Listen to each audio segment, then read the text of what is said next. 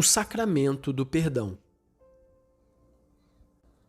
Pela revelação do valor deste ministério e do poder de perdoar os pecados conferido por Cristo aos apóstolos e aos seus sucessores, desenvolveu-se na Igreja a consciência do sinal do perdão, concedido mediante o sacramento da penitência, ou seja, a certeza de que o próprio Senhor Jesus instituiu e confiou à Igreja, qual dom da sua benignidade e da sua filantropia, a proporcionar a todos os homens um especial sacramento para a remissão dos pecados cometidos depois do batismo. A prática deste sacramento, pelo que se refere à sua celebração e à sua forma, conheceu um longo processo de desenvolvimento, como atestam os mais antigos sacramentários, as atas dos concílios e dos sínodos episcopais, a pregação dos padres e o ensino dos doutores da Igreja. Mas quanto à substância do sacramento, permaneceu sempre sólida e imutável na consciência da Igreja a certeza de que, por vontade de Cristo, o perdão é oferecido a cada um por meio da absolvição sacramental, dada pelos ministros da penitência. Esta certeza é reafirmada com particular vigor, quer pelo Concílio de Trento, quer pelo Concílio Vaticano II. Aqueles que se aproximam do sacramento da penitência recebem da misericórdia de Deus o perdão das ofensas que lhe fizeram e, ao mesmo tempo, reconciliam-se com a Igreja, a qual infligiram uma ferida com o pecado. A Igreja que coopera na sua conversão com a caridade, com o exemplo e a oração. E como dado essencial da fé sobre o valor e a finalidade da penitência, deve reafirmar-se que o nosso Salvador Jesus Cristo instituiu na sua Igreja o sacramento da penitência, para que os fiéis caídos no pecado depois do batismo recebessem a graça e se reconciliassem com Deus. A fé da Igreja neste sacramento comporta algumas outras verdades fundamentais que são ineludíveis. O rito sacramental da penitência, na sua evolução e variação de formas práticas, sempre conservou e realçou claramente essas verdades. O Concílio Vaticano II, ao prescrever a reforma deste rito, tinha em vista fazer que ele exprimisse ainda com mais clareza tais virtudes, o que se verificou com o novo ritual da penitência. Este, de fato, assumiu na sua integridade a doutrina da tradição coligida pelo Concílio de Trento, transferindo-a do seu particular contexto histórico, o de um esforço corajoso de esclarecimento doutrinal defronte aos graves desvios em relação ao genuíno ensino da Igreja, para a traduzir fielmente em termos mais adequados ao contexto do nosso tempo. Algumas convicções fundamentais. As mencionadas verdades, reafirmadas com energia e clareza pelo Sínodo e presentes nas propostas, podem resumir-se nas convicções de fé, que a seguir enuncio e à volta das quais se reúnem todas as outras afirmações da doutrina católica sobre o sacramento da penitência.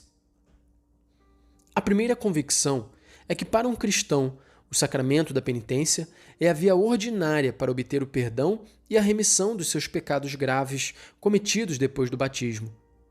O Divino Salvador e a sua ação salvífica certamente não estão ligados a um sinal sacramental, de maneira a não poderem, em qualquer tempo e circunstância da história da salvação, agir fora e acima dos sacramentos.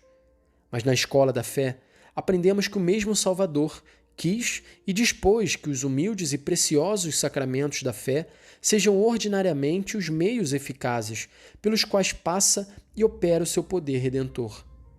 Seria, portanto, insensato, além de presunçoso, querer prescindir arbitrariamente dos instrumentos de graça e de salvação que o Senhor dispôs e, no caso específico, pretender receber o perdão, pondo de lado o sacramento, instituído por Cristo exatamente para o perdão. A renovação dos ritos, levada a efeito depois do concílio, não deixa margem para qualquer confusão ou alteração neste sentido. A mesma renovação devia e deve servir, segundo a intenção da Igreja, para suscitar em cada um de nós um novo impulso para a renovação da nossa atitude interior, ou seja, para a compreensão mais profunda da natureza do sacramento da penitência, para um seu acolhimento mais repassado de fé, não ansioso, mas confiante, para uma maior frequência do sacramento, que se apresenta totalmente impregnado pelo amor misericordioso do Senhor. A segunda convicção diz respeito à função do sacramento da penitência para aqueles que a ele recorrem.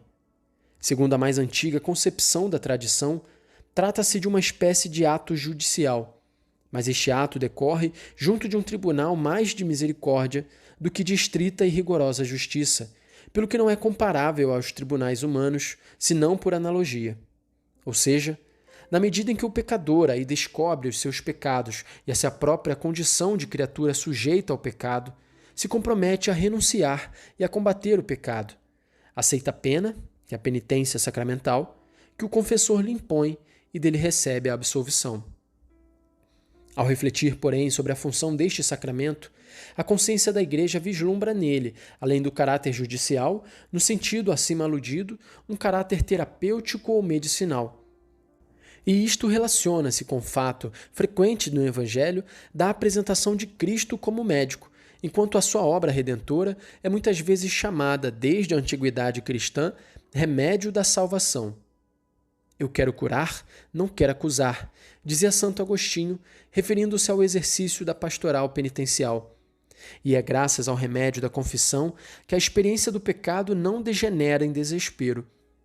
O ritual da penitência alude a este aspecto medicinal do sacramento, ao qual o homem contemporâneo é talvez mais sensível, vendo no pecado o que ele comporta de erro, obviamente, e mais ainda, aquilo que ele indica relacionado com a fraqueza e enfermidade humanas. Tribunal de misericórdia ou lugar de cura espiritual, sob ambos os aspectos, o sacramento exige um conhecimento do íntimo do pecador para o poder julgar e absolver, para tratar dele e o curar. E precisamente por isto, implica da parte do penitente a acusação sincera e completa dos pecados, que tem assim uma razão de ser, não só inspirada em fins ascéticos, como exercício de humildade e de mortificação, mas inerente à própria natureza do sacramento. A terceira convicção que desejo aqui salientar diz respeito às realidades ou partes que compõem o sinal sacramental do perdão e da reconciliação. Algumas destas realidades são atos do penitente, de importância diversa, mas cada um deles indispensável ou para a validade, ou para a integridade, ou para o fruto do sinal. Uma condição indispensável, primeiro que tudo, é a retidão e a limpidez da consciência do penitente. O homem não se põe a caminho para uma verdadeira e genuína penitência enquanto não perceber que o pecado contrasta com a norma ética, inscrita no íntimo do próprio ser. Enquanto não reconhecer ter feito a experiência pessoal e responsável de uma tal oposição, enquanto não disser não apenas o pecado existe, mas eu pequei, enquanto não admitir que o pecado introduziu na sua consciência uma divisão que avassala todo o seu ser e o separa de Deus e dos irmãos. O sinal sacramental desta limpidez da consciência é o ato tradicionalmente chamado exame de consciência, ato que deveria ser sempre, não tanto uma introspecção psicológica ansiosa, mas o confronto sincero e sereno com a lei moral interior, com as normas evangélicas propostas pela Igreja, com o próprio Jesus Cristo, que é para nós mestre e modelo de vida, e com o Pai Celeste que nos chama ao bem e à perfeição. Mas o ato essencial da penitência da parte do penitente é a contrição, ou seja, um claro e decidido repúdio do pecado cometido, juntamente com o propósito de não o tornar a cometer, pelo amor que se tem a Deus e que renasce com arrependimento. Entendida deste modo, a contrição é, pois, o princípio e a alma da conversão, daquela metanoia evangélica que reconduz o homem a Deus, como o filho pródigo que volta ao Pai e que tem no sacramento da penitência o seu sinal visível e aperfeiçoador da própria atrição. Por isso, desta contrição do coração depende a verdade da penitência. Supondo e chamando a atenção para tudo aquilo que a Igreja, inspirada pela Palavra de Deus, ensina acerca da contrição, está-me particularmente a peito, neste ponto, salientar um aspecto de tal doutrina, para que seja melhor conhecido e mais tido presente.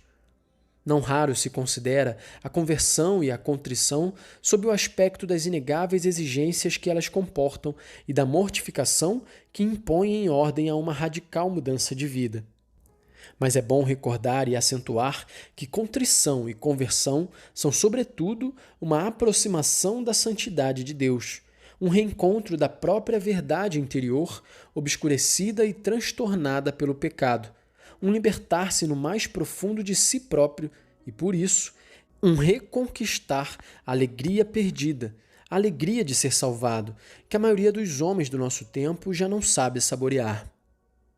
Compreende-se assim que desde os primeiros tempos cristãos, em ligação com os apóstolos e com Cristo, a Igreja tenha incluído no sinal sacramental da penitência a acusação dos pecados.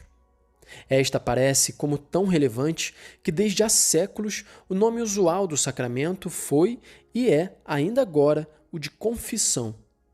Acusar os próprios pecados é exigido, antes de mais, pela necessidade do pecador ser conhecido por aquele que no sacramento exerce o papel de juiz, o qual deve avaliar quer a gravidade dos pecados, quer o arrependimento do penitente, e, simultaneamente, o papel de médico, que deve conhecer o estado do enfermo para tratar dele e o curar.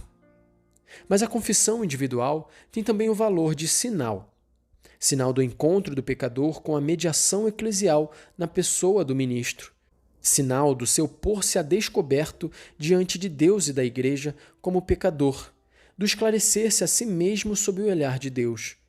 A acusação dos pecados, portanto, não pode ser reduzida a qualquer tentativa de autolibertação psicológica, ainda que esta corresponda a uma necessidade legítima e natural de abrir-se com alguém, o que é algo íncito no coração do homem.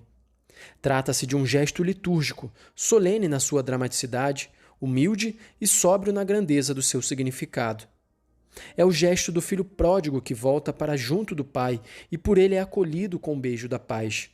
Gesto de lealdade e de coragem, gesto de entrega de si mesmo, passando além do pecado à misericórdia que perdoa.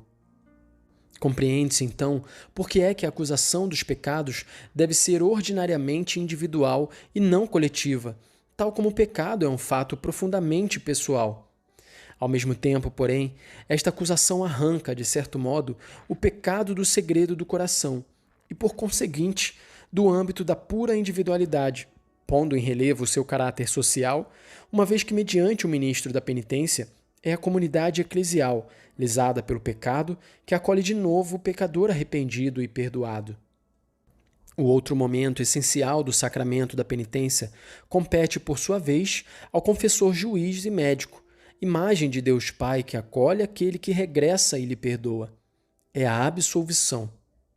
As palavras que a exprimem e os gestos que a acompanham no antigo e no novo ritual da penitência revestem-se de uma significativa simplicidade na sua grandeza. A fórmula sacramental, eu te absolvo, a imposição das mãos e o sinal da cruz traçado sobre o penitente manifestam que, naquele momento, o pecador contrito e convertido entra em contato com o poder e a misericórdia de Deus.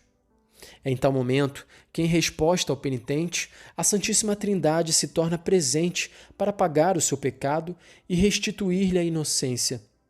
E a força salvífica da paixão, morte e ressurreição de Jesus é comunicada ao mesmo penitente como misericórdia mais forte do que a culpa e a ofensa, como a designei na encíclica Divis in Misericordia.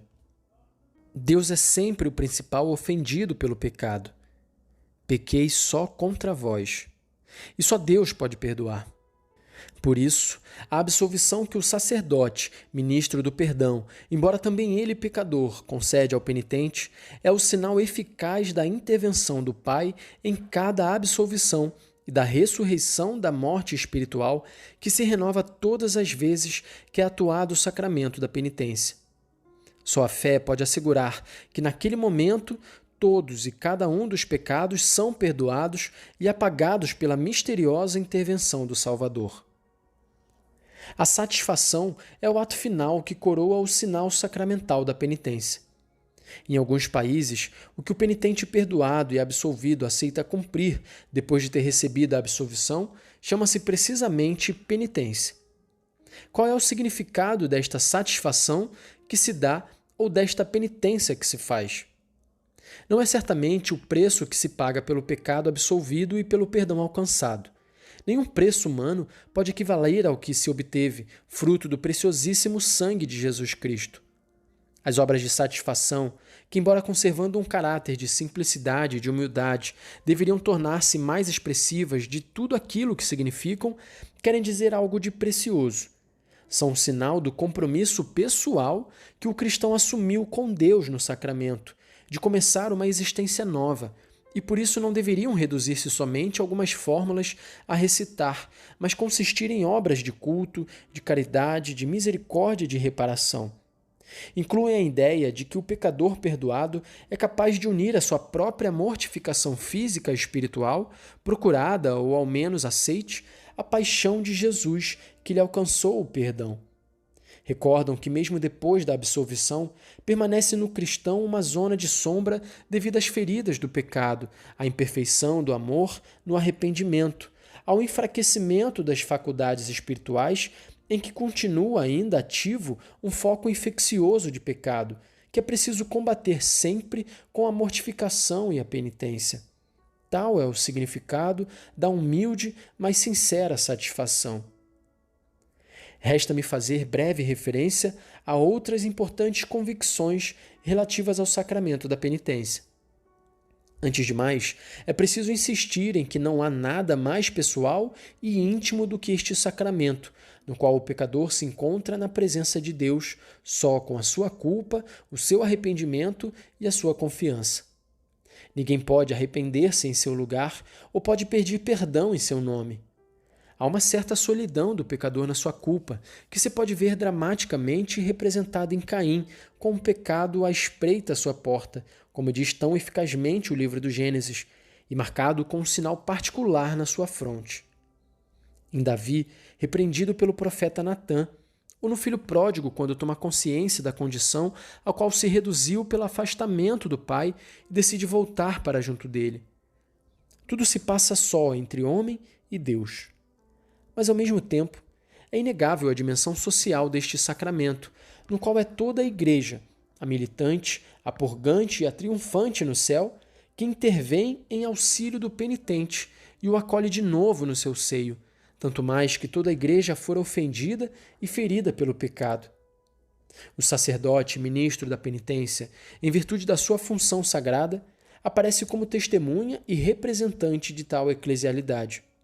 São dois aspectos complementares do sacramento, a individualidade e a eclesialidade, que a progressiva reforma do rito da penitência, especialmente a do Ordo Penitenciae, promulgado pelo Papa Paulo VI, procurou realçar e tornar mais significativos na sua celebração.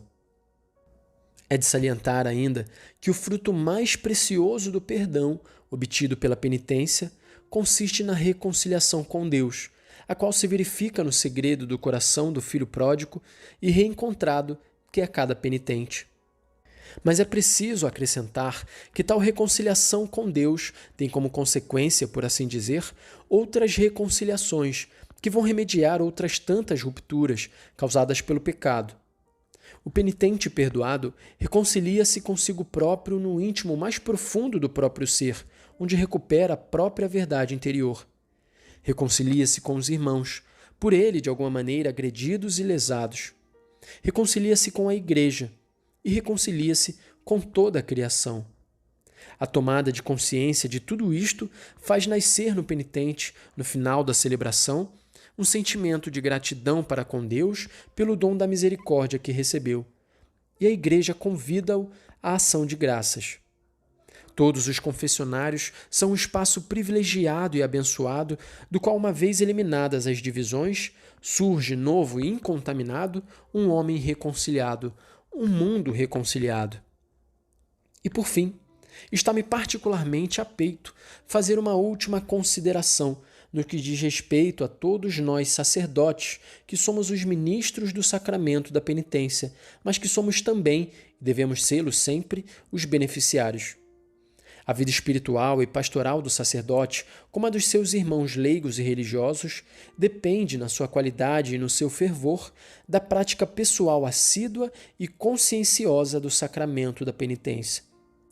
A celebração da Eucaristia e o ministério dos outros sacramentos, o zelo pastoral e a relação com os fiéis, a comunhão com os irmãos sacerdotes, a colaboração com o bispo, a vida de oração, numa palavra, toda a existência sacerdotal sofre inexorável decadência se lhe falta, por negligência ou por qualquer outro motivo, o recurso, periódico e inspirado por fé autêntica e devoção, ao sacramento da penitência.